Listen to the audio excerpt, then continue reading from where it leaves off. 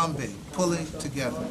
I'm honored to have my guest, Brother Takuna Shabazz, the owner of Black I Am Bookstore and the author of Cajun and Creole I'm Not, Black I Am. Welcome to Harambe. Thank you, sir. Thank you for having me. You mind sharing a little bit about yourself with the audience? Yes. Brief background. I'm a teacher of 25 years plus. 15 of those years I spent teaching inside the juvenile facility in the Baton Rouge area. My friends and those who are acquainted with me consider me a community activist. My enemies consider me a troublemaker. I am a former newspaper writer for the Rising Sea newspaper. I am presently right now working also in the capacity of outreach minister for Imani Temple. And of course, I've been involved in a lot of grassroots organizations that is about the consciousness and the uplifting of our people.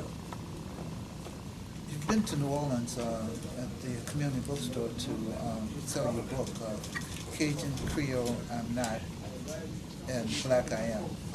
Tell us about the core message of that. Well, the book Black I Am, Cajun, Creole I'm Not has a central message for us as a people. What it actually addresses is the issues of white supremacy under the form of white colonialism. It addresses the issue of economic exploitation, misuse and abuse of our tax dollars. It brings up the questions of the issue of culture genocide, culture terrorism, around the whole phenomena of Cajun mania.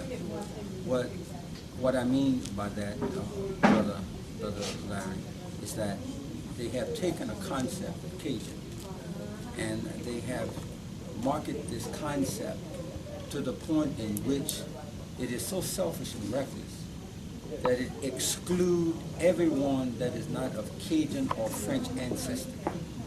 So the book speaks to the validity of our history and the truth of our involvement in the Southwest area.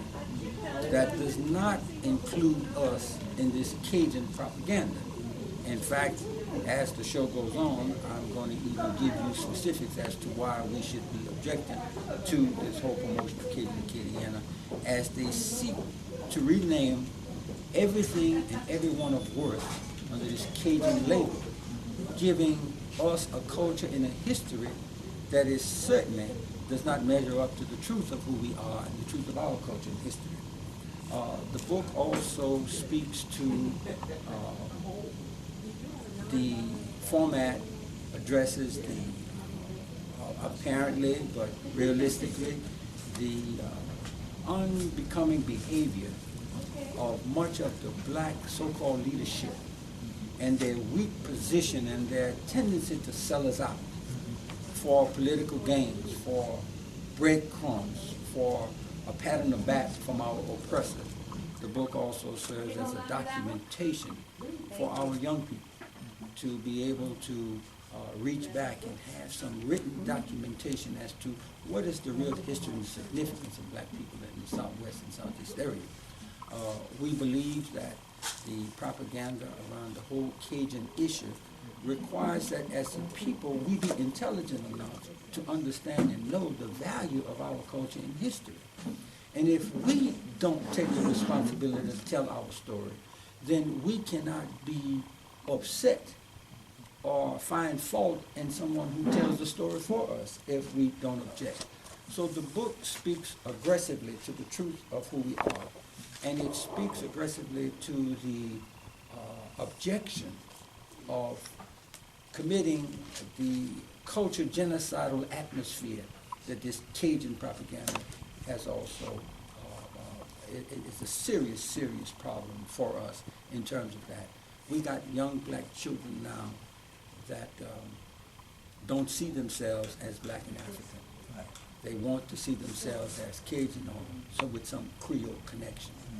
And that is the essence of the book, and it brings to light factual information that, again, if you're not necessarily in agreement with me, then you might find it a little difficult to read.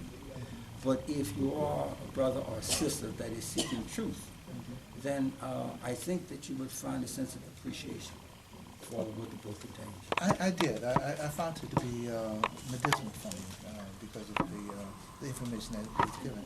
I had one question that I would like for you to explain to the audience is, you stated, and I'm paraphrasing it, you stated in the book the term Cajun historically is a twin derogatory slur. Yes. Do you mind expanding on that? Yeah. Well, that word, Cajun, has a historical root that makes it the twin racial slur to the word nigger. By that I mean, when black folks were called niggers by white people, the rhetorical response by black people was Cajun. So the word Cajun and nigger were equally as offensive and derogatory in its meaning as the word nigger. There could be nothing you could tell white people that would be more offensive than to refer to them as Cajun.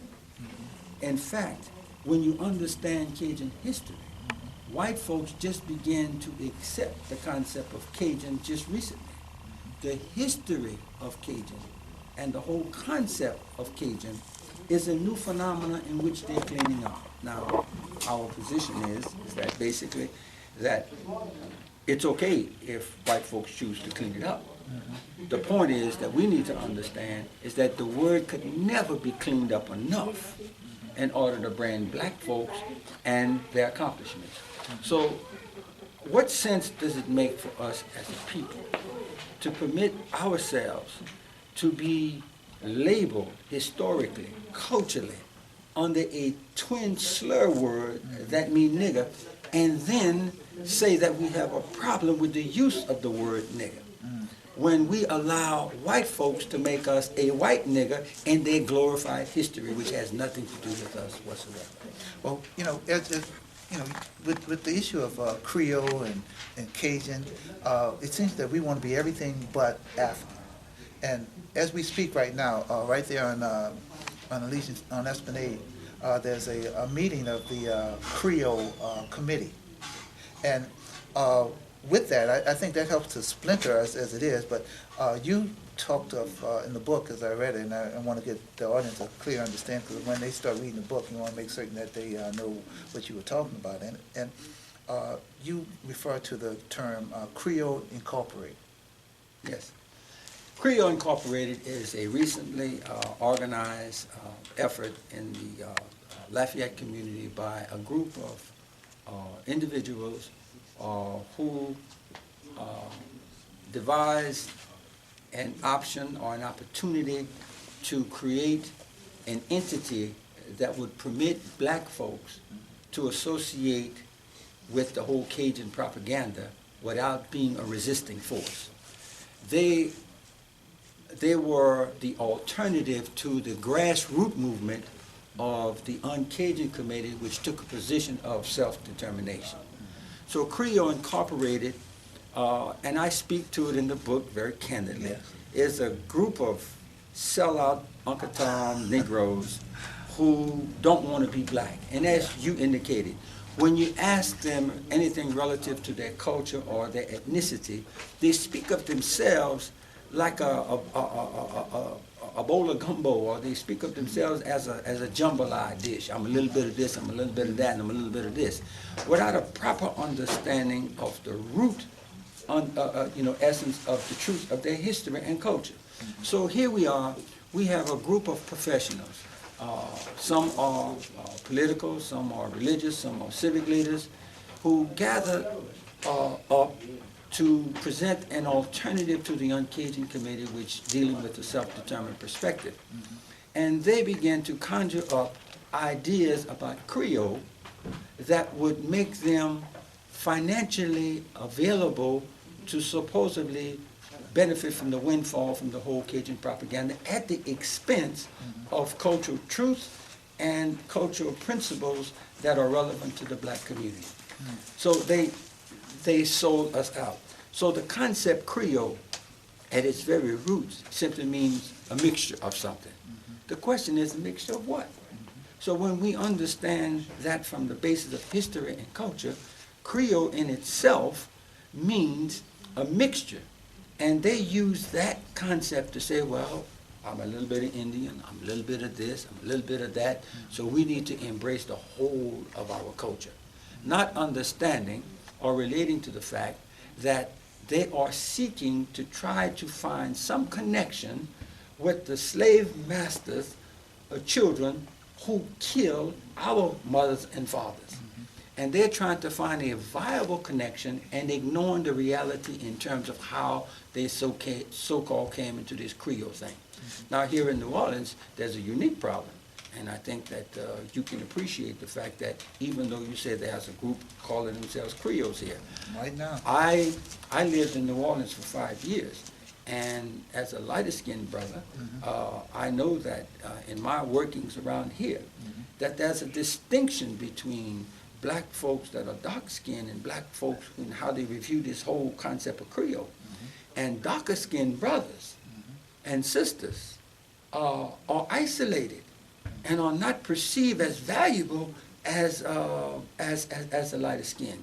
And much of my experience here is that the darker skinned brothers, the indigenous brothers and sisters, look at the whole Creole concept from the standpoint of a group of wannabe white folks, wannabe black folks that are running a city with the precept of the white slave master, where they serve as an oppressive force to us rather than a liberating force.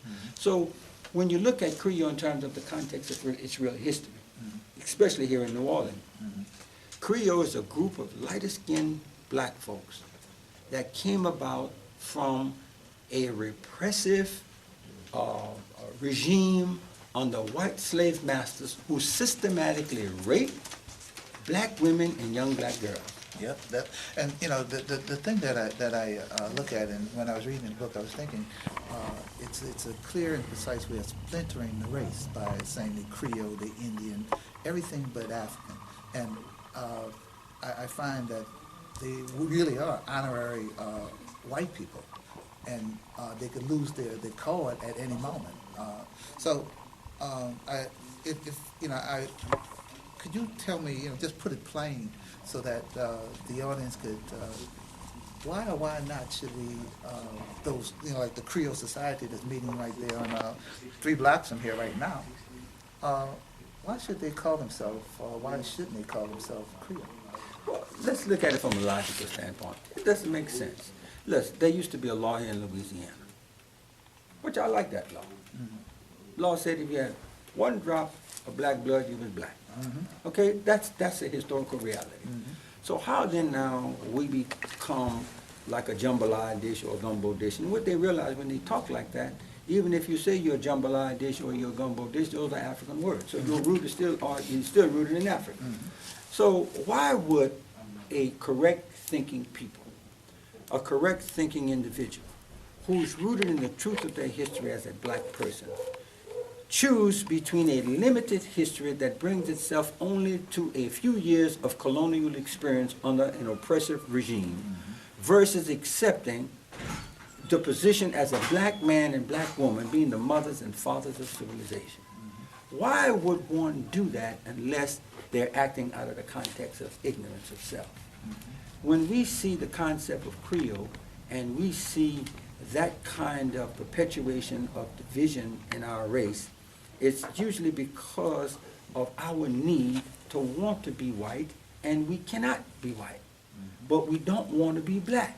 We cannot celebrate our black and African selves because we don't know our black and African selves. So what you actually see is a different expression of the Willie Lynch's damage on the minds of black people. So we have these different divisions. And we want to be everything except black and African. We want to recognize our Native American roots. We want to recognize our condition and our relationship to every other people except being black in Africa. And why would we do that unless it's just ignorance of our own knowledge? We are the mothers and fathers of civilization. If, by definition, we are Creoles, or black folks that want to call themselves Creoles, are there because they say our blood are mixed. And we are the mothers and fathers of civilization. We produce every other people on the face of the earth, including white people. So what does that make white people? They're the first Creoles. You see? So it does not stand up to logic. It does not stand up to the test of history. And what we do is just an organized way of trying to associate ourselves like the house nigger on the plantation. I want to get with Master's organization so I can be more favorable with Master. And as long as we think like that, those who consider themselves Creoles, I bet you, I don't know them all in New Orleans, but I know it's consistent everywhere. Most of them are the ones that have the opportunity to move up the echelon of the city, but they will never own much. They're only going to be major managers of a white reality. In essence, neo-colonialists. That's right. And would you share your perception of I call it the so-called black leadership here in the city of New Orleans, across the country, relative to the propaganda of Cajun and Creole?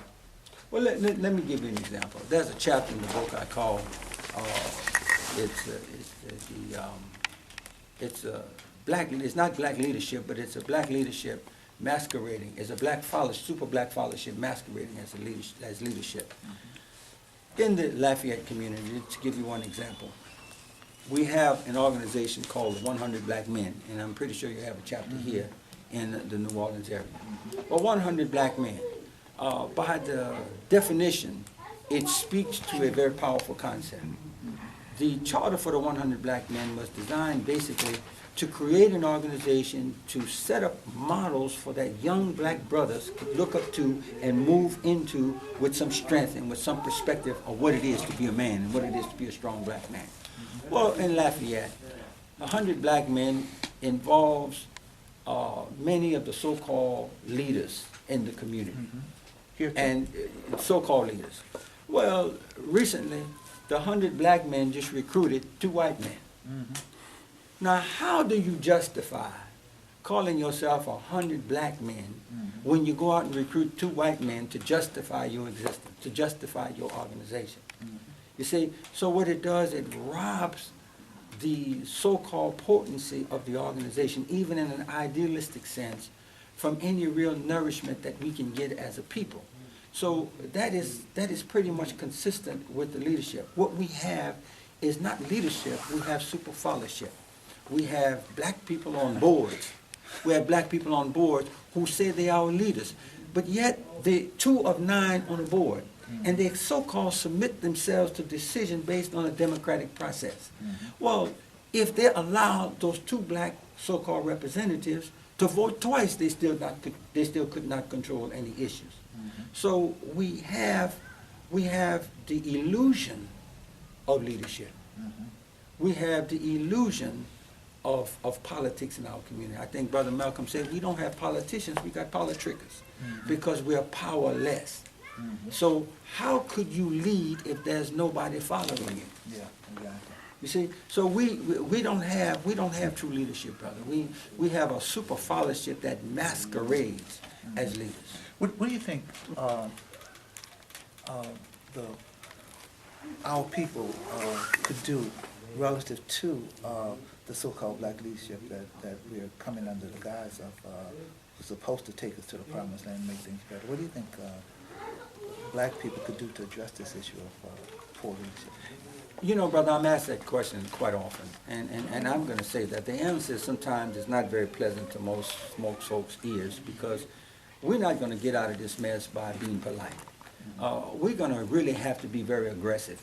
As long as we permit people who call themselves leaders do the kind of things that they do to us, and they have no cost to pay, as long as we got black people who fear white people more than they love us, then we deserve what we get. We're going to have to stand strong against those who claim to be leaders and make them accountable. I don't mean make them accountable from a European paradigm. I mean, we need to control the politics of our own community. We need to control the culture and the social values of our own community. And those who call themselves leaders must represent a view that is going to be feeding into the collective interests of our people, or they should pay a price. As long as we permit people to call themselves leaders who fear white people more than they love us, we will not have leadership. So we must call them out. But we must, it's very easy to tear down a building. But it's something else to construct one. Yeah. So as we call out these leaders, we must have a plan.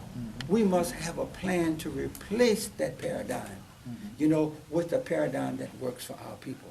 And the first order of business is that we got to recognize the truth. We can't be going around here thinking that we got leaders and we got super followership. That's the first order. We have to recognize that.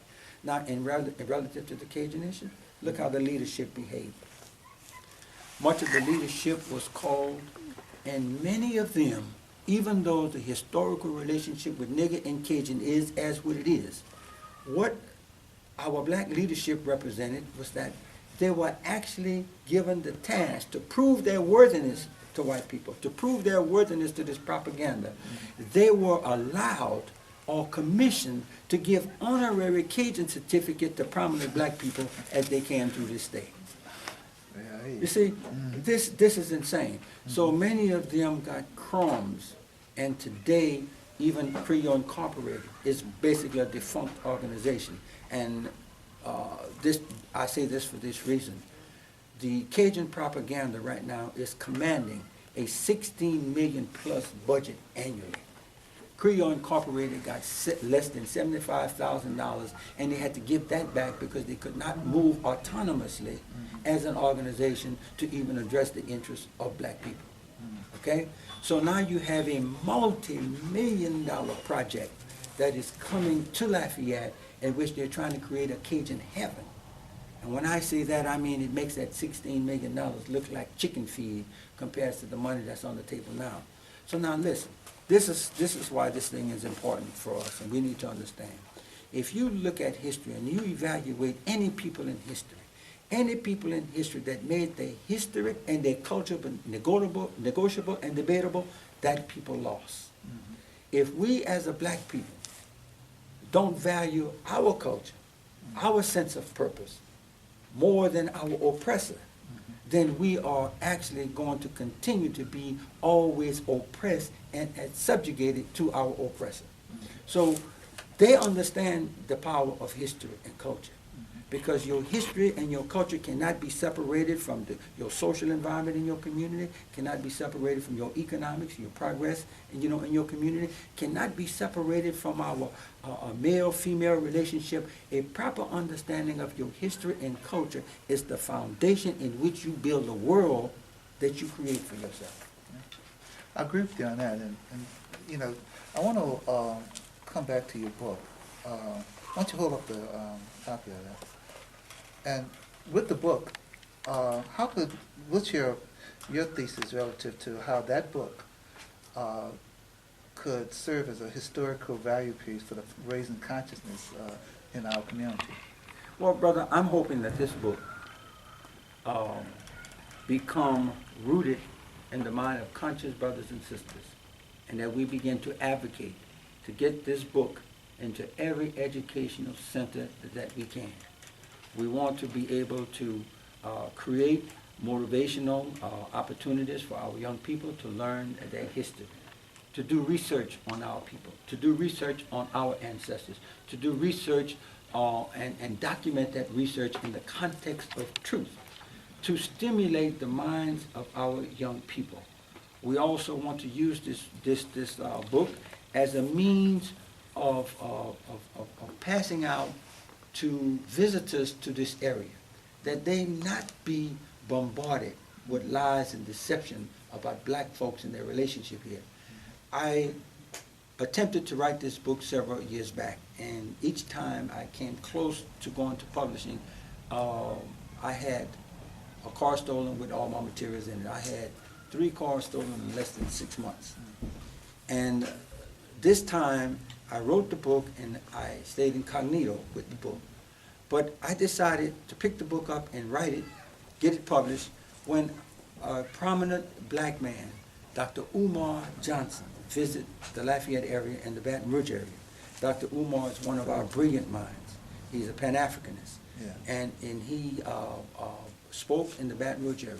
We took Brother Umar out for dinner after his presentation. We walk into this restaurant, and it was about 10 of us sitting around the table. And the waiter came over, and the waiter acknowledged every food dish on the menu as Cajun. Cajun this, Cajun that. Everything was Cajun except the water.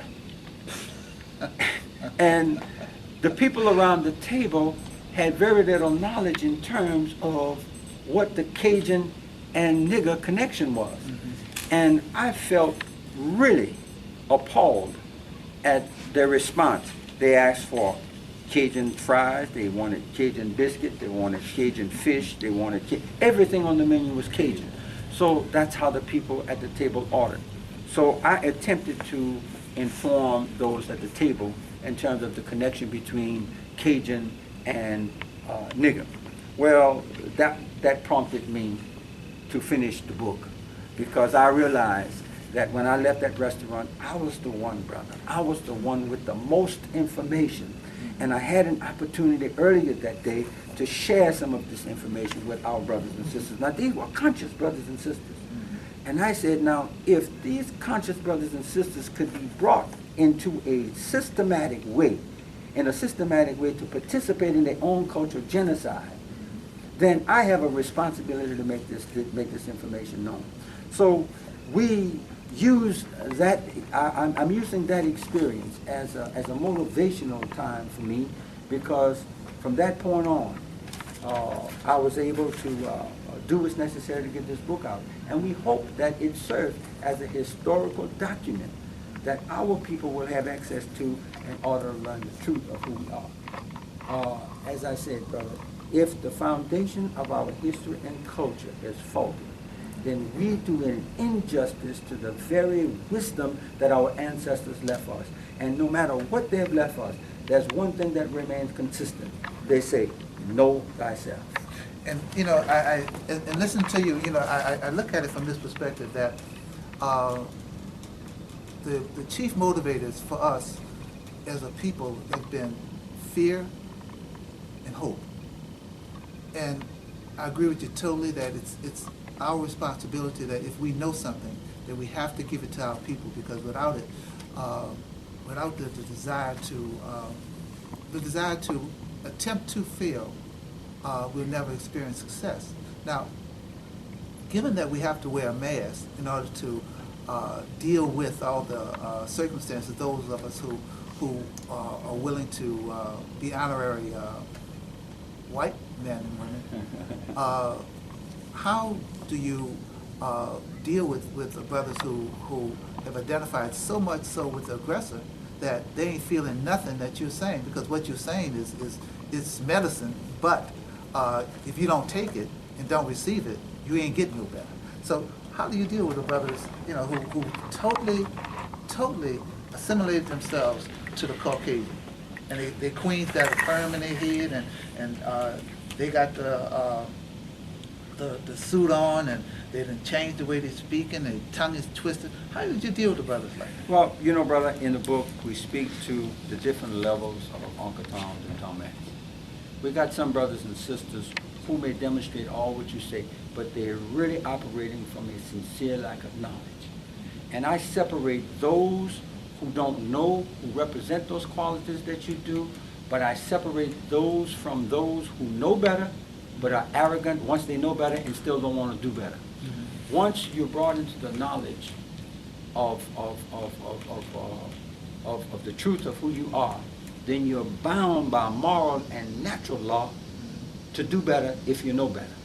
So once the knowledge is presented to that individual and they reject it, then I think it's a fallacy, and it's a game we play when we think that somehow because somebody looks black, but does not act black, that somehow you got a black person in front of you. We have to deal with the essence of what we're dealing with right there in front of us. Brothers of that and sisters of that nature, I have very little tolerance for.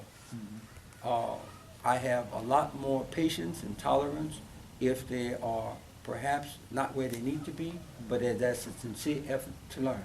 I think we need to be patient with one another. I think we all are victims. We all have been made victims. We all have come under the Willie Lynch's teachings. Those who resist and letting go of the Willie Lynch's teaching after coming into a better understanding, I think, brother, you know, we don't like to say this as a people. We always want to talk about the problems of black people, but we really don't want to go to the root of it and eradicate the cause of the problem. And sometimes we just got to deal with our people. I don't pretend if a black man is not black. I don't pretend if a sister who may look black but doesn't want to act black. I don't pretend. And brothers and sisters who see this book, they'll read Black I Am, that's disturbing enough. Cajun, they're not sure. But boy, they don't want to give up that Creole stuff. Oh yeah, you know? Like I said, they're meeting right now. Wait, and you see, and it's not because they love Creole so much. You see, you got to understand the mentality. The Creole that they don't want to give up, they don't want to offend their slave master. Yeah. They don't want to tell the slave master, I don't want no connection to you. I don't want to be your cousin. I don't want to be a product of your history. You see, it is insane when we do that and when we make that argument, because it's like a sister who has suffered the violent act of rape, and then she gets up and she praised the raper for a job well done. This is what this Creole Cajun propaganda is doing for us. So black folks who cannot connect to that history, to that truth, to that understanding, has no purpose for us. And I think we need to recognize that. But we don't want to deal with the reality that in this war, and that's what we're in, we're in a spiritual war, we're in a social war, we're in a cultural war. And we don't understand that in war there must be casualties. Yeah. We cannot continue to allow Uncle Toms, Negroes, Coloreds, Spooks, and Tom and Tomettes to set an agenda for us. As long as we as a people permit those kinds of thinking individuals who don't want to accept themselves, if we allow their level of ignorance of self to be the criteria in which we decide to do or not do, we will always remain oppressed. Well, and I feel what you're saying, definitely feel what you're saying. And if you look at the issue of racism, you know, it's been my thesis that there are three types of racism: individualized, institutionalized, and internalized. Certainly. And I think the internalized is the brother you refer to as Uncle Tom, and I refer to as an honorary white man. Now, they legitimately could explain how come they do what they do, and how come they got where they got. But the change in the culture of that brother might lend itself to a change in our communities, because they are our politicians, and that's, I think, they are our politicians who are working for the system, representing the system, and helping the system to oppress us. How would you deal with a brother who he believes in what he's doing is the right thing to do, but not recognizing that it's internalized racism, that's the stimulus behind it? Well, brother, you know, that's a fair question. That's a legitimate question, because it's something that we have to experience every day as a people. I usually tell people this: if you walk into a hospital and you needed some type of surgery, let's say you needed brain surgery, and the doctor had someone there that was inspired to be a doctor, but has not yet gone to medical school. I mean, would you allow that person to operate on you? Nah, definitely. See, we need to recognize that we have people that may mean well. They may be aspired to ideals, but they have not studied. They don't want to do the work to elevate themselves beyond that of a slave. A slave cannot sit down at a table and discuss intelligently and seriously with you an agenda for liberation if you're a black man and a black woman living in a society in which you recognize the multi-tenets of oppression. So when we get black leaders, so-called black leaders, and we think that we have black leaders, then that's our fault. That's the problem. Anytime you have black public officials that are in a political paradigm in which their decision about anything is moot, then we don't have leaders with any type of power. So when we begin to deal with those kinds of individuals from the standpoint of expecting them to produce for us, we have to understand the bigger picture. That's the paradigm the oppressor set up. He knows that if he takes one from our community, says he's a leader, doesn't give him any power, then you're going to get frustrated with him, and you don't see the real source of the manipulation.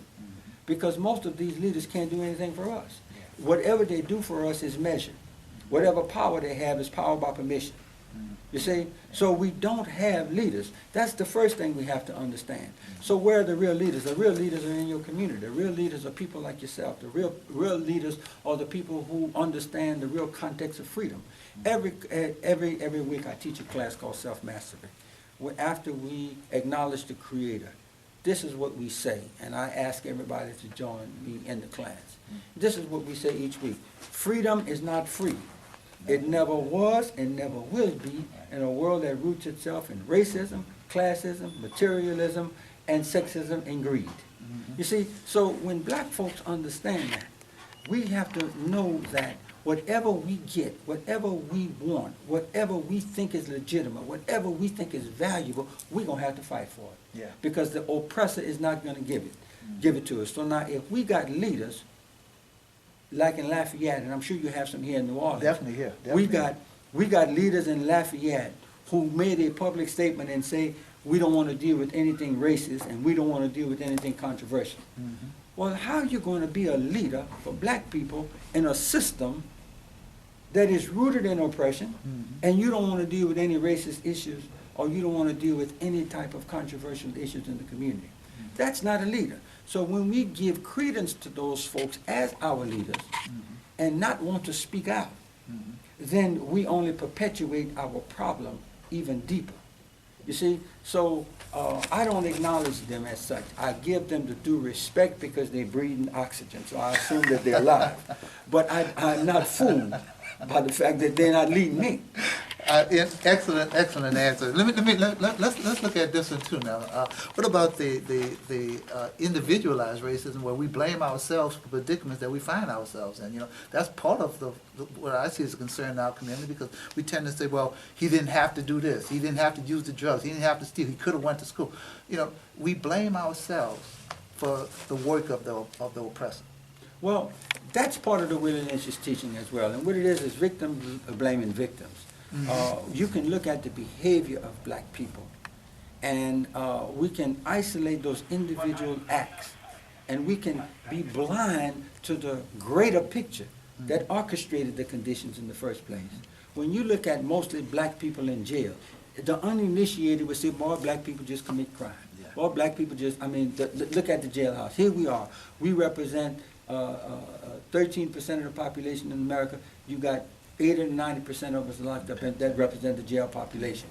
Well, if you look at that and you don't understand political prisoners, you don't understand the actions of black people and black men during the time of the 60s, if you don't understand the issue of drugs and the manipulation of drugs in our community, then you don't really understand how the oppressor is manipulating and orchestrating our behavior. He can pretty much predict. Listen, he is so clever in his orchestrating and predicting our behavior that he begins to build prisons based on what he sees happening to us in the 4th grade. Yeah, exactly. You see, so, but many of us take a position, especially if we get 2 or 3 degrees and we go to the white man's school, we come back and we become very aggressive and we become very argumentative because we got a degree. You're mastering, you master nothing. You're doctoring, you don't know nothing. We become masters of history and we can't teach our own history. You know, something is wrong with that. And then we become very argumentative and we say, I got a right to my opinion. And you know what? I support that 100%. But I tell black people when they say, I have a right to my opinion, I said, I agree with you. go get one first. Because the opinion you got is the white man's opinion. Yeah, that's it. That's it. You see, we don't have an opinion because the white man orchestrates everything for us. Well, you know, the living dead brother, John Henry Clark, said that you could sit in the Caucasian universities, same class, same minutes, same hour, and you won't learn the same thing that they learned while they're sitting in the same situation that you are. Now, that's part of the institutionalized racism that we deal with. And why don't you speak on that for a minute and share your thoughts about the institutionalized racism? You touched upon it, but that's the thing that helps to galvanize the whole internalized and the individualized racism that we suffer from. Listen, let's bring that question to the very issue with this Cajun thing. Black I am, Cajun Creole I'm not. You got most of the so-called educated black folks in the Lafayette area become paralyzed at the fact of just reading the title, much less, you know, read the book. They want to read it, but they read it in the back, in the corner, in the dark. They don't want me to see. But let me give you an example of institutionalized racism. In Lafayette, at UL University, they have their mascot as Raging Cajun, okay? Now, what would happen if Cajun and nigger historically meant the same and black folks reverse that? Everywhere you see Cajun or Cadiana, replace it with nigger, nigger, Anna, okay? And see whether black folks can accept a world that they've created, you know, for us with Cajun, if they can accept that if we reversed it and institutionalized that precept. Could you get white folks to accept sending their children to a university with a mascot, home of the Raging Niggers? Could white folks accept the Cajun Dome, or Nigger Dome in Lafayette? Could white folks go to Popeyes and buy them some nigger biscuits, some curly nigger fries? You know, could they buy a nigger burger at McDonald's? You see, could we create a world like that for white people? Could we put billboards on the sign, on the highway, and bold and in bold colors and say, this is nigger country? You see, could we create a nigger Anna High? Could we create television shows that wake up white people in the morning and say, this is a Cadiana, this is nigger Anna show? We couldn't do that. Recently, UL has made, you talking about institutionalized racism? UL has created a mandatory course that incoming freshmen must take Cajun 101 in order to be accepted in that university. Now that's institutionalized racism. Now what does our so-called progressive, educated leadership has done? They've said nothing. They have simply capitulated to that kind of insanity, and they want to say that there are more important things for us to discuss as a people. That's another way of saying I don't have the testicles to stand up like men, and I certainly don't have the vision or the strength to stand up, you know, as a woman, as a professional in that kind of environment, to do what is right. They know that this precept, Cajun Acadiana, is a form of systematic culture genocide. The biggest danger is not that black folks get labeled Cajun. That in itself is a contradiction to us. If we resent being called nigger, then how you going to be called a white nigger in the form of Cajun? But the biggest danger, and the danger that we're going to suffer from years from now, is the fact that this whole propaganda, this institutionalized effort of Cajun Acadiana, is creating a level of desire in black people not to even want to study themselves as black and African. Because it is systematically a disadvantage to you, because you go into the Lafayette, right here, look, I'm sitting in the community bookstore and I'm looking across the street, Cajun King, right across the street from here. And ran by the Vietnamese. When we were coming in here by the light, just coming here off of Broad, a bus pulled off right on the side of us, Cajun tours and this and that. Well, as long as we as a people allow the culture and the history of another people to be intertwined with our economic survival, they are simply making us slaves. In the book, I make the statement very clearly. I say the whole Cajun project propaganda is a government-funded, modern-day nigger-making process for black people all over again. And the only way that black folks could be enslaved before was that white folks had to make niggers. They didn't go to Africa and get no coons and colored and Negroes and no Creoles. They went and they got black people. They made niggers. They made Creoles. They made the kind of black people that we have today, that we describe ourselves like we're talking about a gumbo. Yeah.